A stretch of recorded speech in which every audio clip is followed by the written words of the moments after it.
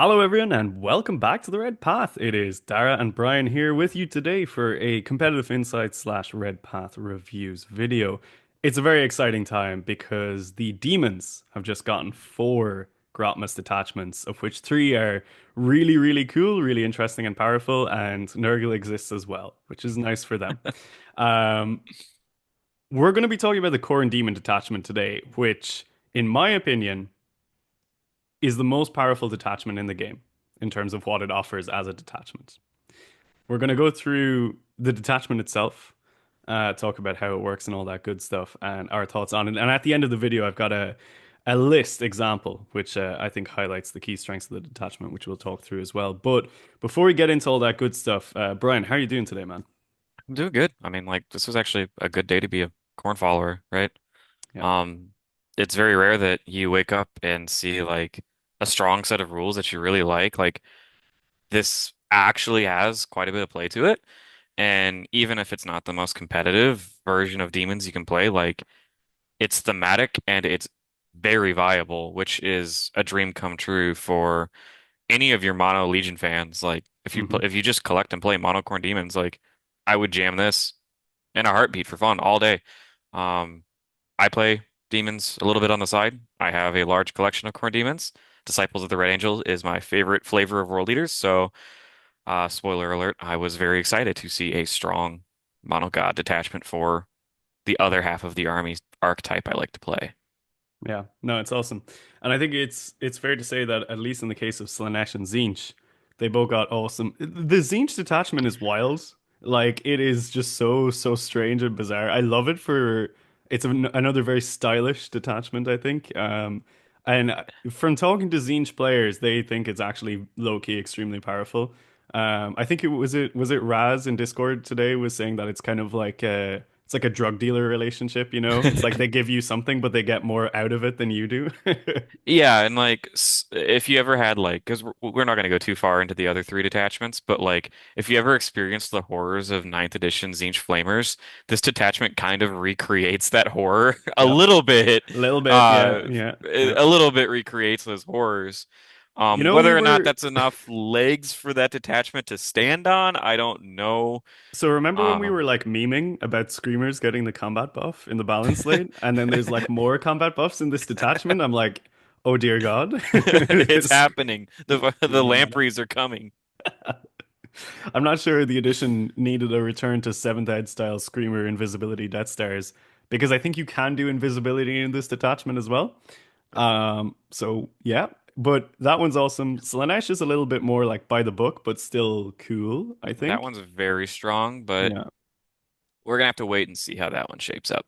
but I think it's fair to say Corrin definitely took the top spot here in terms of rule options out of the four. Like it's, I don't even think it's remotely close, in my opinion. And when we get into it, I'm inclined to agree that I think this detachment's gonna pop off in teams. It is so incredibly oppressive and toxic um towards other melee armies. Um and we'll get into that once we start talking through like the specifics here, but Mhm. it's just straight up unfair. Like I'm already brainstorming some ways to play around it. And that's already telling you that it's problems if I'm after thinking about brain like playing around some of the traps this detachment is setting where you can just auto lose on the spot is Yep. just insane. This list is going to be really good at going like 3-2-4-1, and absolutely punishing bad players extremely hard. You know, it's like Hmm. if you are not on top of your game and you play into this army and you're not fully aware of what it does, you are going to get absolutely destroyed. Because Um, but yeah, I guess before that, one interesting thing that a lot of people pointed out today was the artwork for all these detachments were Chaos Space Marines of the various different god-associated legions. So like Emperor's Children, World Eaters, which had a Slaanesh eye, was weird artwork. But yeah, so I think there's a lot of rumors going around about demons losing their codex. Obviously, getting four god-specific detachments all at once does beg the question what's actually going to be in the codex, and seeing CSM related artwork in the demon detachments, it's definitely starting to come together. I think you're probably coping if you think that the demon's detachment is going to exist in ninth. I think we're just seeing continuous evidence of a fold in, which is obviously very exciting so, for the World Eaters community who will get access to a lot of units, right? Um, I think it's not too bad for demon players because they now functionally have their mixed demon detachment and all the mono god detachments. So they basically have a free codex, in At their this current point, the form. codex is basically out, The right? codex is out. It's just not called a codex.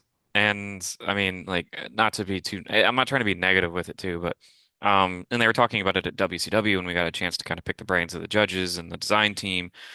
These attachments were designed to be alternatives to the what's already being printed in the codexes, right? The World Leader detachment that we're going to get is going to be an alternative to what has already been written. A lot of the codexes that haven't been released are probably done and written and have been done for a few months. So they're all outside of the box ideas. And what screams to me with this is if I was thinking of a demon codex, this is not an outside of the box idea. This would have been This written is and the core. published. This Yeah. would have been in the book already. There Hmm. is no other like 4 or 5 other demon detachments I can think of other than the 4 mono gods, maybe an undivided and maybe like a Bellicor specific one, right? But we just got 5 of those potentially 6 detachments given to us. I don't know. Not trying to be negative about the Demon Codex. I understand that's sensitive for some people, but it is exciting for a cult, selfishly exciting for the Cult Legion players because some of us are starving for more data sheets and getting access and not having really bad ally rules is nice. So there's a little 100%. bit of hype there from me. Yeah. No, I think it's exciting for world leader players. And I think at this point, like if you are a mono demon player, you kind of technically have everything that you need to play your army. Notwithstanding the fact that it does suck that you will lose or not get a codex, but I think the compromise, at least for this edition, has been good. But what we're going to do, we're not going to spend too much more time talking about all that. What we're going to do is we're going to start looking at this detachment. So, Brian, I'm going to share my screen for you so that we can see as we're going through this. And this is the Khorne detachment. It is called the Blood Legion. Very inventive name. However, what is an awesome name is the detachment rule, which is Murder Call. I think that actually slaps as a name. And this is, in my opinion, something I really wanted world leaders to get, but it's very, very good for core and demons. So each time an enemy unit, excluding aircraft, ends a normal or advanced move, so not fall back and not set up as reinforcements, within 6 of Legion Demons core unit from your army, one of those core units can make a surge move towards the enemy unit.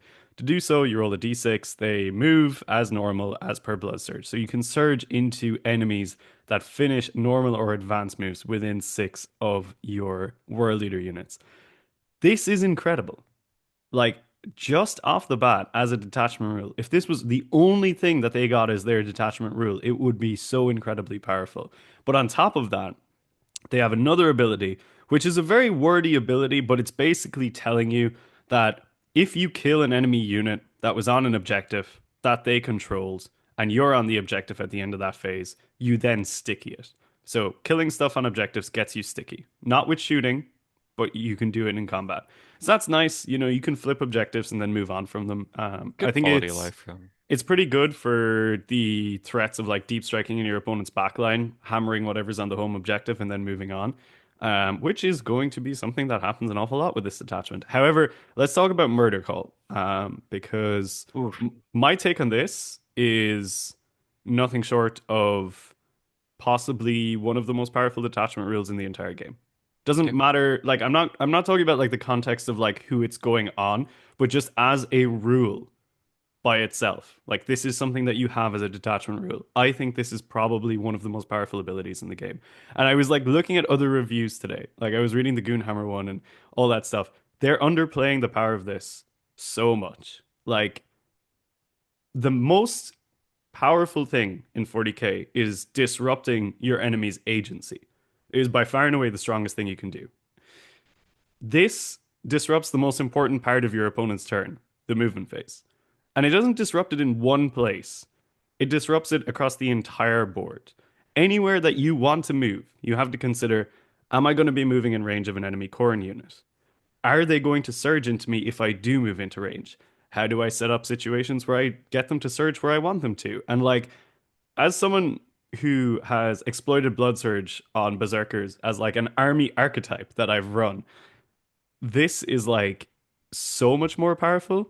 Um, I don't You know. What can, do you think about this, Brian? Because I can't say enough good things about this ability. so there's a few angles to look at this from. One is you're another close combat army and you're trying to land a bunch of charges, and you have two play arounds to this.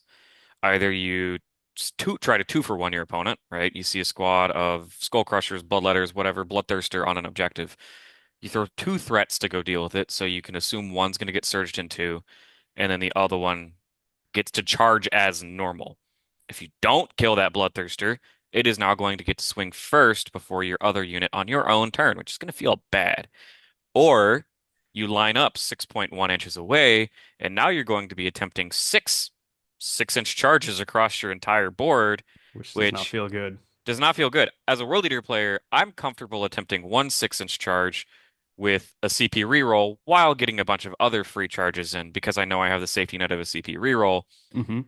Doing that 6 times, the opportunity to fail those charges is real, and also the opportunity for the demon player to scam you by just rolling a 5 up, and now you're losing a unit instead of them. They still own the objective. That's fantastic. Now, take it from a non-melee player's point of view. Say you're Tau or something, right? You push up as the melee army, you throw flesh hounds on an objective, just flesh hounds, right? You ring out and you leave a nice little pocket for them to be able to still tow the objective and take it back from you. Well, they do that in their movement phase. So if they want that objective, they're going to be moving a hell of a lot closer than 6 inches to you, and you're almost guaranteed a blood surge. So that they actually can't take those objectives from you unless they have shoot and scoot, which, but like maybe they do, maybe they don't. Not all armies have shoot and scoot. It's actually a fairly rare rule. Armies just aren't going to be able to tow objectives from you without getting punished. And being able to just and that's going to be the strength of this detachment is going to actually be objective denial. It's not going to be setting up these combat traps. It's going to be you can't take this objective back from me. That's just what they're going to Hmm. say. And Yeah. if you, it's going to be so strong when you throw a squad of bloodletters and a dude out, blow something up on an objective, sticky it. There's a nice little spot for them to come take the objective back from you with some high OC stuff, and you're just going to say, "Bet I'm now touching you, and you're dead." Like, how do you solve that problem? Some armies just can't solve that problem, and that's nuts. Yep. No, it's incredibly powerful. I think you know what this is amazing for is if you're pretty like passive aggressive as your playstyle, because you just post up in the midboard and say, "Hey, come on in," you know, welcome to the realm of Khorne, because you're gonna get absolutely clapped when you come in too close. Yeah, I think just like as a rule, it's just exceptional. One of the main kind of strategies that immediately jump to my mind is running Karanak and 10 Flesh Hounds and moving them 12 plus in advance, which Karanak lets you reroll. Because, spoiler alert, in this detachment, you can advance and charge. So you're moving on average like 16. It's probably closer to a 17 considering the reroll. Then you hit your charge, which Karanak lets you reroll as well. Maybe you hit your opponent's screen in turn one. You probably wipe it out because 10 Flesh Hounds and Karanak will do the business on most screens. And then you're towing your entire opponent's deployment line with 10 flesh hands, which, pretty wide bases. You just Tokyo drift them all across the deployment zone. And then you look at your opponent in the eye and you say, "Cool, your turn one. Do you want to move? Do you want to leave your deployment zone? As soon as you start leaving your deployment zone, cool, I'm going to surge you with 10 flesh hands. Now you're in combat in your deployment zone with all the flesh hands. You can't shoot them. Do you have a So countercharge unit? toxic. Oh, you're a Tau? Okay, sorry, bro. See ya. You know, I think that's like outstanding. I don't think it's so good on Blood Crushers because you want different things, which we'll get to in this detachment for them. Um, but just the ability to dictate where your opponent goes by virtue of the detachment rule is so incredibly powerful. And the mental attrition that you will cause your opponents is not to be understated as well. That they are going to have to move around so many different things that they just don't have to consider with any other army in the game. At least with like Berserker Blood Surge or ACDC Blood Surge, you have the opportunity to be like, I can at least kill some of these guys. You get no opportunity against Khorne Demons. Hmm. You move and they're in, or they're at least getting a chance to go in. It's incredible. Anyway, let's start talking about the enhancements because guess what? Every single one of these is amazing as well. You almost have So to argue which one you don't take. Is I it think the I think I've picked the one that you don't take. And I think yeah, maybe we'll talk about that. So we've got Slaughter Thirst, an aura, which is 35 points, so a very, very expensive one. But what this does is it projects an aura of 6 inches to everything excluding monsters, and it gives them the Lance ability. So you're getting Lance on your Blood Crusher dudes, not the Jugs, because they already have it. You're getting Lance on your Bloodletters, Lance on your Flesh Hounds. and Believe a lance on your skull cannon and blood throne because they are mounted or chariot, I think. They're not monsters. So, yep, I +1 mean to wounds on everything within six that's inches of a dude. solid. Blood Crushers already have Lance. Well, I will say there's a little bit of non-bows here. Blood Crushers already have Lance on the mount at least. The Blood Master, which is the like Yeah, lieutenant it gives for you the Bloodletters, +1 he to already wound. gives you +1 to wounds. So there's a little bit of non-bows here. The fact that your Bloodthirsters don't benefit from it, but they really didn't need it, is kind of sad. But throwing this on like a Bloodthirster, and that means that you don't actually have to attach uh those Bloodmasters around and to be able to get that +1 to wound. Your 10-man MSU squads of I guess they're all MSU, but your 10-man squads of Bloodletters now actually hit reasonably hard, and they have rerolls to wound. So if they're hitting Marines, they're wounding on twos, rerolling the wound roll of a one. That's nuts. And your Flesh Hounds also getting Lance randomly is pretty funny. So So, I mean, I think this is the enhancement you don't take.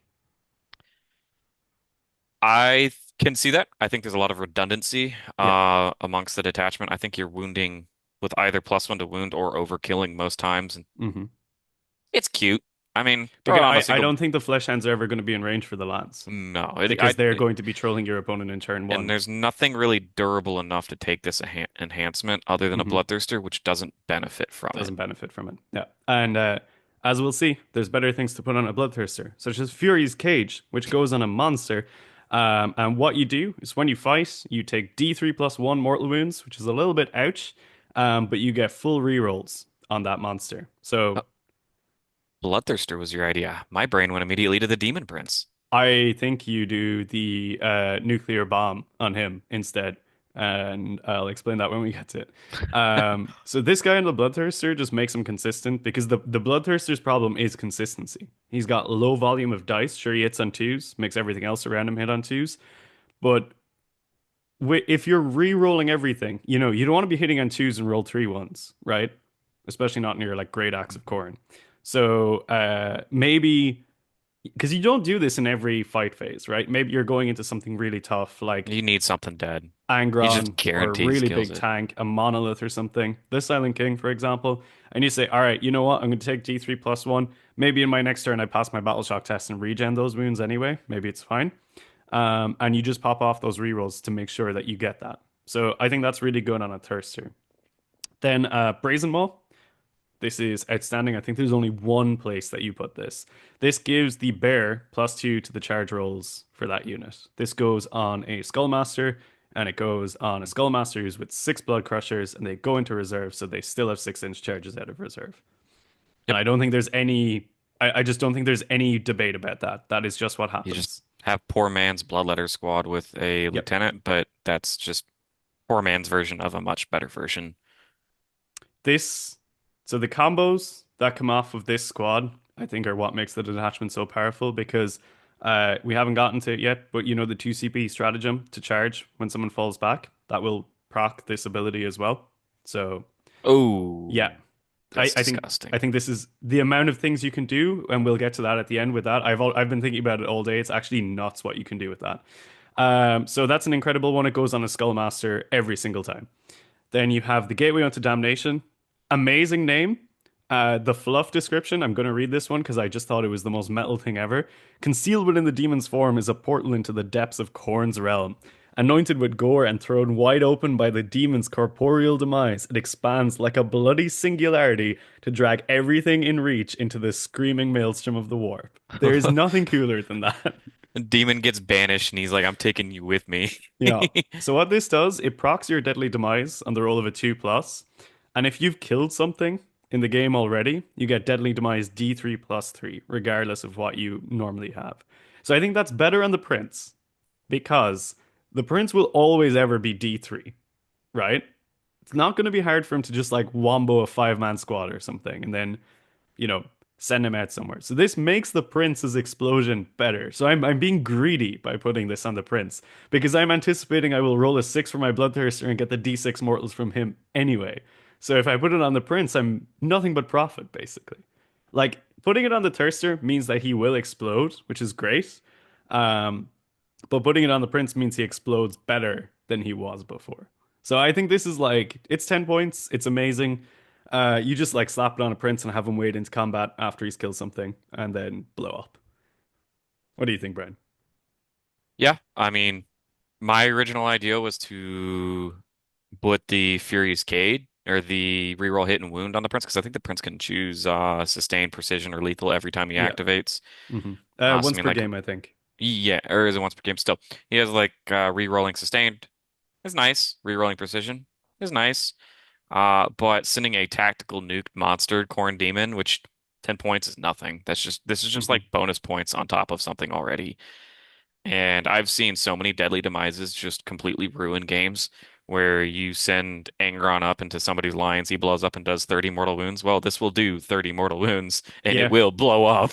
I mean, So, I had it on the weekend when I played the new Chaos Knight detachment. I sent my Atropos straight up the board, blew up three grav tanks in the first turn.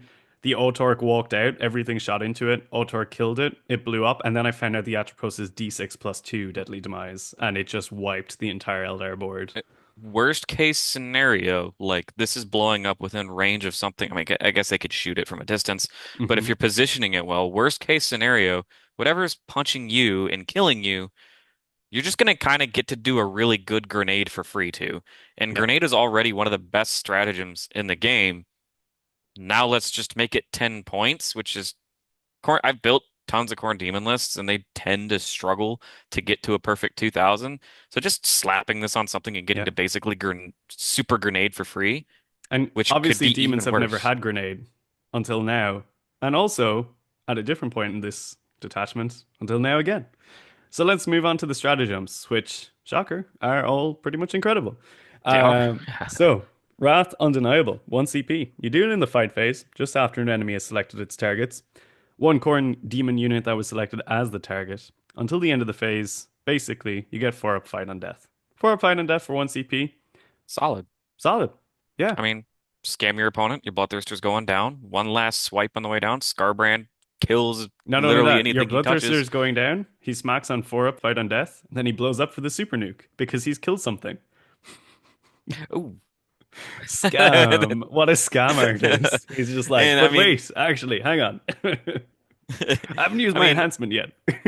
Bloodletters, Blood Crushers, they don't actually hit super hard, just I think it's naturally. Like they better need on a lot of letters than it support. is on crushers, right? Yeah, you definitely want because they don't really have that volume of attacks behind them. This is definitely just a one CP scam your opponent with a Bloodthirster. Like, I got CP. I think Just like, it's also like going back to what I was saying about the flesh hounds earlier, though, with the like, alpha rush up the board and tag them in. If your opponent does have counter charge units, this is like 1 CP, spam the counter charge unit as well.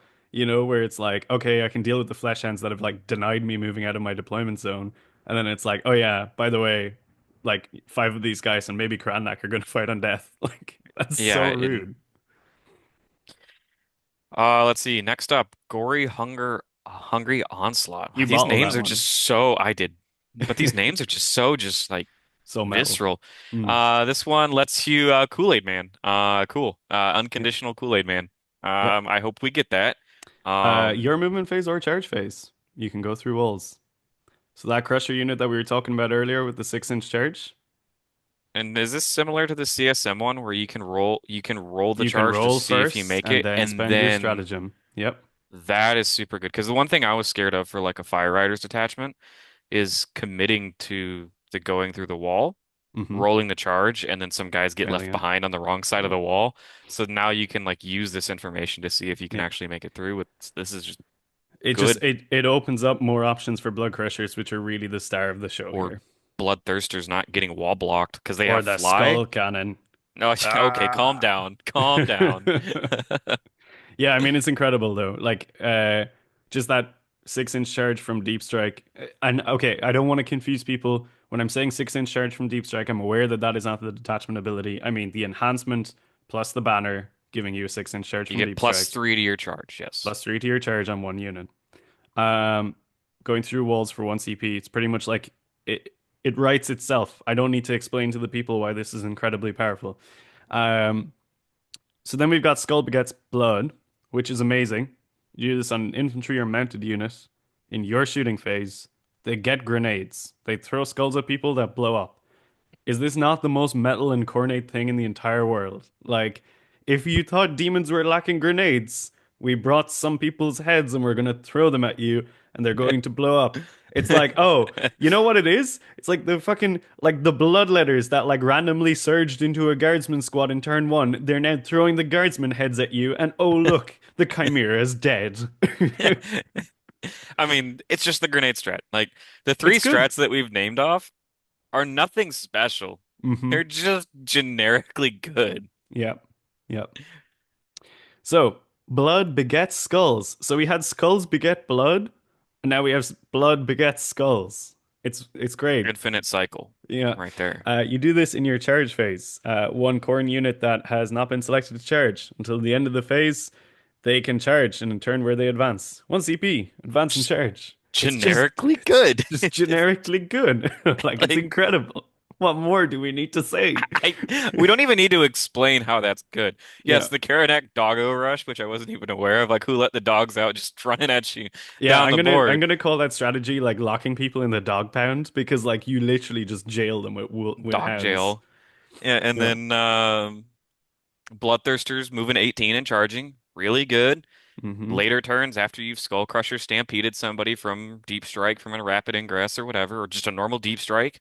Mm-hmm. Next turn, you want to shoot up the board, 16 inches in charge. Like this is just good. Yep. Now this is Okay. probably the happiest I've been to see other detachments stealing the gems from Dread Talons. And yes, the mandatory every video Dread Talon mention. Mm-hmm. Fool's Flight, which is like I want this to be a world leader strat so We're bad. gonna spend a little bit of time talking about this one. Yeah. So 2 CP in your opponent's movement phase after they fall back. A Khorne demon unit from your army that is within 6 of that unit will be eligible to just declare a charge on the spot against that unit. So basically, your opponent falls back. If they end within 6 of any of your Khorne demon units, not just the one they fell back from, you can just roll some dice and charge them. So just in case you thought like the detachment rule sucked because it doesn't catch fallbacks, well, good thing we have a strat for that. Um, The juice here is that it's like any unit, not just the unit that they fell back from. yep. So it's So, like, oh, you fell back from my bloodletters. Here's a bloodthirster. But the real juice is that blood crusher unit that we talked about earlier. You fall back. They're gonna have +2 to that charge roll. They'll get you with impact hits, and then, as far as I'm aware, they have declared a charge in that turn. They're still eligible to pile in. yes, but you want to be careful specifically with the, I will say, but be careful with the blood crushers, because the impacts will immediately happen, the mortal wounds, Hmm. and because this is in the middle of their movement phase, You they can might pu kill the unit. you can pull or they'll pull the first rank out of combat with Yeah, the mortal wounds, yeah, and then they'll just get to shoot you. You'll still get to pile in, I think. I don't I know, that's a believe weird so. one. You'll Yeah, still get to pile in, but they'll have an opportunity to shoot you. yeah. So be careful with that and make sure you're maximizing your I'm movement to just keep that from happening. considering, like, again, the mental attrition, right? You're already in a state where you're moving everywhere with the condition of if I move within 6 of these guys, I get charged. Now you have to consider if I fall back from one of these guys, he's got 2 CP in the bank, which you always should have if you're playing tactical. If I Yes, I fall would. back, not only do I have to think about these guys surging into me, I have to think about another random unit just charging And me. more likely than not, what happens in these scenarios where you give your opponents these bad decisions is they're either going to let you have it for free or they're going to avoid it completely. Where they're going to be lining up 6.1 away, where they're going to be making risky charges, or they're just going to accept the fact that you get to have your way with them. And they're not going to be falling back from you, which is exactly what a Khorne army wants. They want you Hmm. just stuck in. And you just threatening that 2 CP means, I mean, you're probably not even going to have to spend for the strat because they're just not going to fall back because they just don't want to get wrapped up even worse. Like they don't want to give you free movement and free mortal wounds and free damage. So as long as you're just holding on to 2 CP and just spending it wise on your turn and just making sure you have 2 CP on your opponent's turn, like they're not going to do anything. Yep. Just go get them. It's so oppressive. I think like between this and the detachment rule and crushers like deep striking in and stuff like that, like units just coming out of deep strike in general, it's gonna be a nightmare. The crushers just coming in, body slamming something, maybe piling into something else. What are you gonna do? You want to go back and deal with those guys? They could be surging into you. You're falling back near those guys. They're going to be charging you. You're just going to lose units on your turn because of mistakes. And like ultimately, I think this detachment has a lot of feel bad mechanics in it, but because the detachment's sole purpose is the feel bad mechanics, you're going to be aware of them, so they're going to feel less bad. It's not like Blood Surge, which is like, don't forget this one thing on my one unit. It's like, no, no, no, everyone's doing this. So I think this offers like a lot of really interesting play. It's an incredible stratagem. If world leaders have this stratagem in any way, shape, or form, it is going to be outstanding. You're taking agency away from your opponent. You're ensuring that some of your units can remain safe. And those are the two key facets that this entire detachment is hammering home. Is like remove the ability for your opponent to do things, keep your assets safe. And the last stratagem, probably the least good stratagem out of all of these, and it's still okay. Very good. It's basically 1 CP in your opponent's shooting phase. You can give a Khorne Demon unit a 3-up armor save, Which which is fine, you know? demon players aren't used to caring about armor saves because they're all 7-up saves with 4-up invuln or something like that. I think Bloodthirsters are actually a 4-up save naturally. So like if you're in cover, just I don't know. I see a lot of demon players forgetting they could be on threes. Bloodletters, biggest complaint with them is they die to a stiff breeze. Now they don't die to a stiff breeze. They just die to like, I don't know, like a little bit more than normal shooting. Yeah, So like if you see a squad in cover, like you can have a 3-up save against AP1 guns if you're in cover, which is pretty nice. It's like pretty good. Armor of Yep, Contempt basically for demons. yep, It's pretty good. yep. It's not bad. So that's the stratagems. Like, I think we've talked about some of the tips and tricks that you can do with this detachment already. But Brian, what are your thoughts like overall on how this is in terms of maybe like its viability, how it's going to play on the table, all that good stuff? So I think it's got to play a very oppressive and dirty game to be able to fully maximize what its strengths are. Its strengths are locking your opponent in their deployment zone. Its strengths are giving your opponent a ton of bad choices. The main weakness I see from a detachment like this and from just I think all of the demon detachments in general. Demons are fantastic currently in their current state with their index attachment at playing the game. The uppy downy, you're losing your 4-up feel no pain, great and clean one. You're losing a lot of really strong, like uninteractive game pieces that allow you to just be where you need to be to score points. Um, these four detachments kind of generically are trying to get demons to play more of the fair game of like engaging in the middle of the board, running up, standing on objectives, which demons actually don't do particularly well. Um, I mean, Well, bloodletters are still 1 wound with a 5-up invuln. Like they still die. but if Um, you want to get that objective off of them, you gotta come. So I see demons are gonna show a lot of their fragility. Like they're a very fragile army.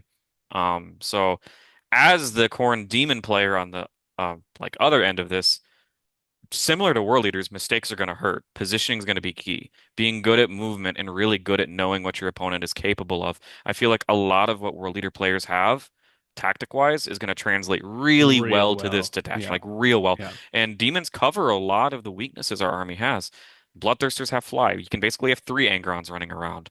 They have access to decent shooting in the skull cannon. Like it is decent. It's not awful. Hmm. It's dirt cheap. It's durable. It has an invuln. Like it's pretty good. Fleshhounds are fast scoring, and just being smart with the few resources you have, you can really leverage like a kind of I see this going similar to World Leaders where you table yourself by turn 4, but you've been so utterly oppressive the entire game that your Yeah. opponents haven't done anything. They've I mean, accomplished it nothing. functionally a lot of the stuff here. It's like World Eater style rules. It's going to play really like World Eaters.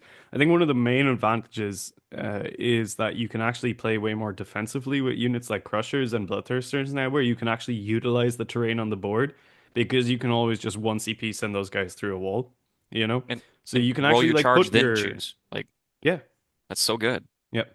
You can just put your Crusher brick in an L and just be like, cool. Do you want to move near it? You know? Can they? No, Uh, they can't proc that off their surge oh, move. okay, that'd be Yeah. dumb. I had to go Yeah. read your movement phase, not the movement phase, But where you you can just be put like, "Oh, something I in there with surged," and them. just You know, like, you just like ram an L with like a crusher brick and some bloodletters. And you're just like, all right, bro. Like, here's my castle. You know the like on layout one and yeah, it's layout one, right? Where you have like the Angron L.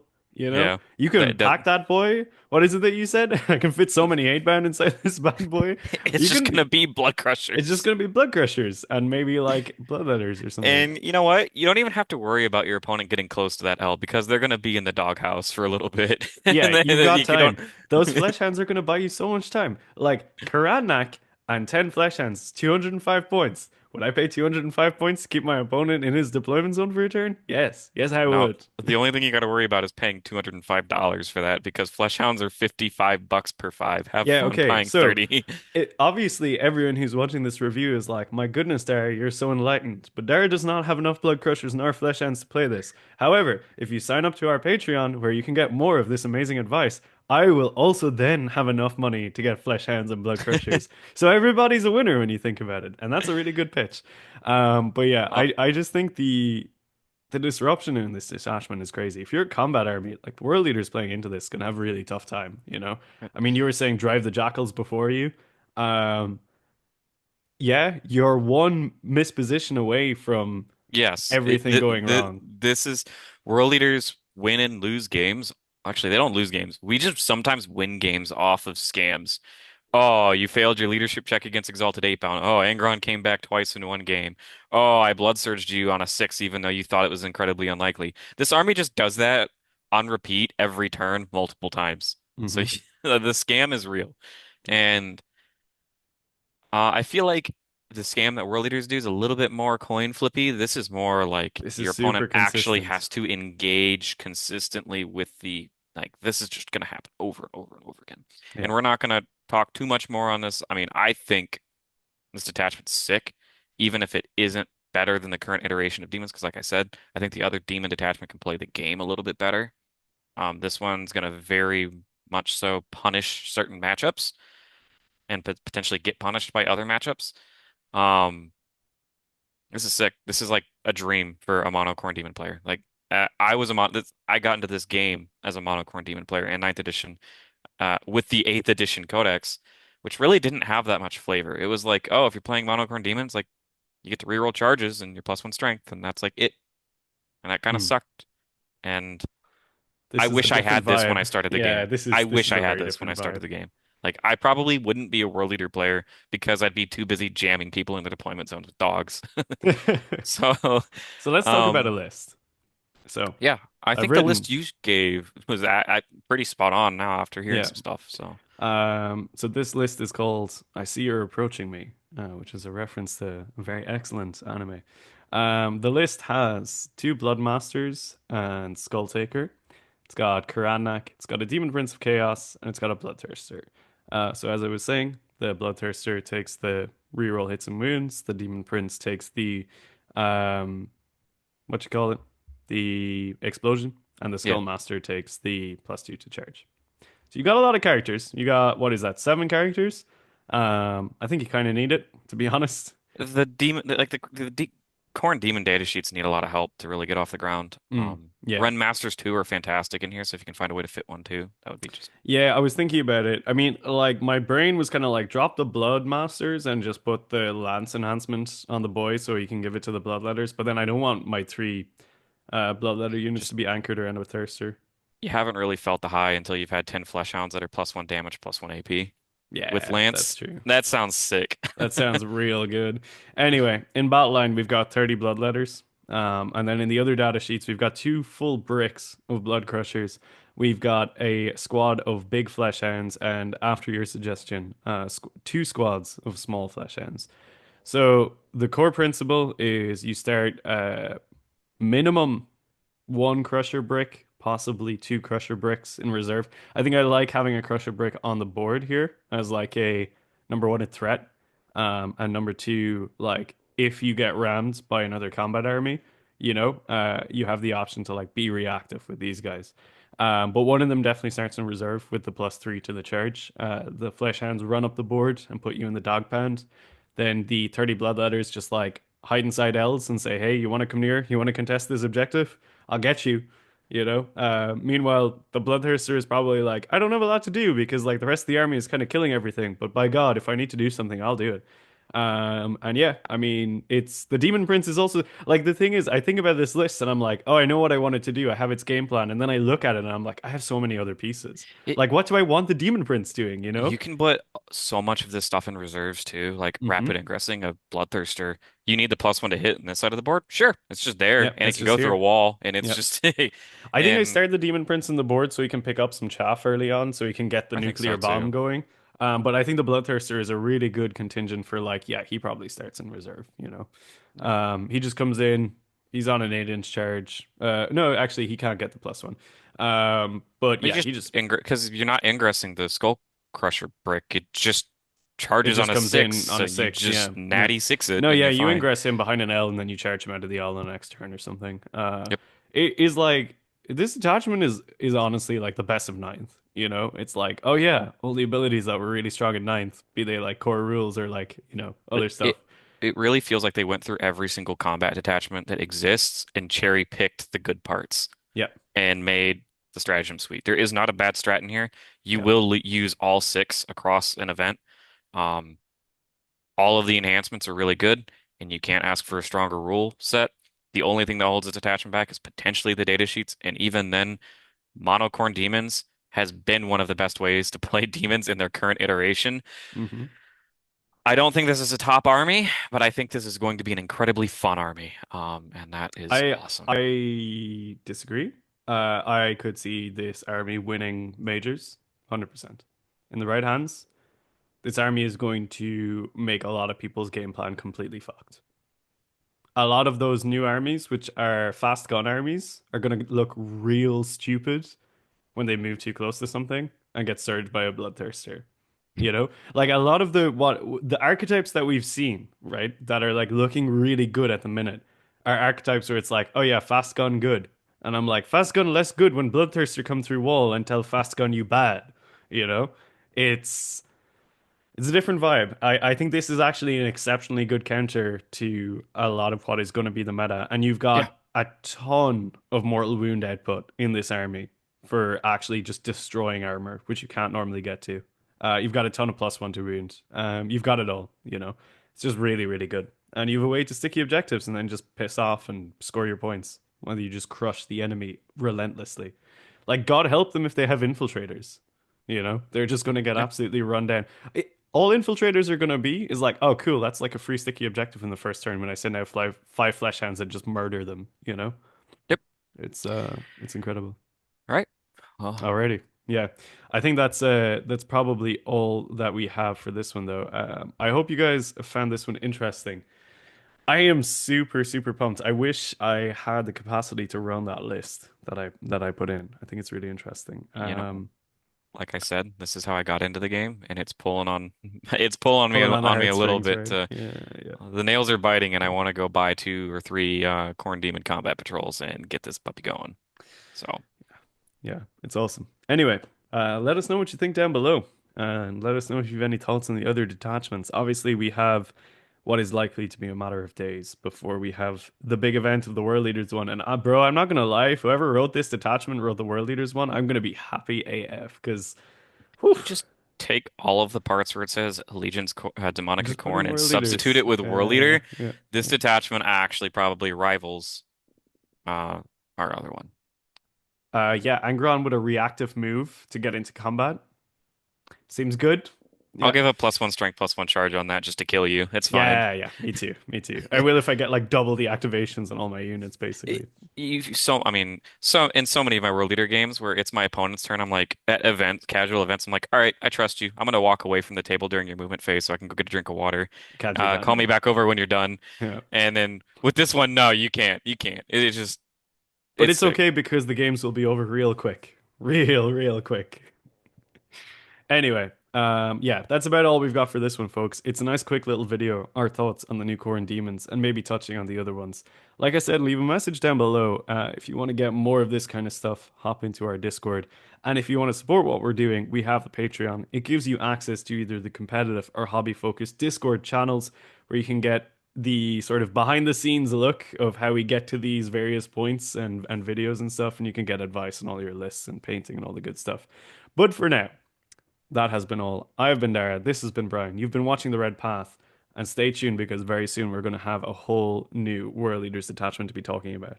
So until the next one, folks, stay healthy, stay safe, and kill, maim, burn.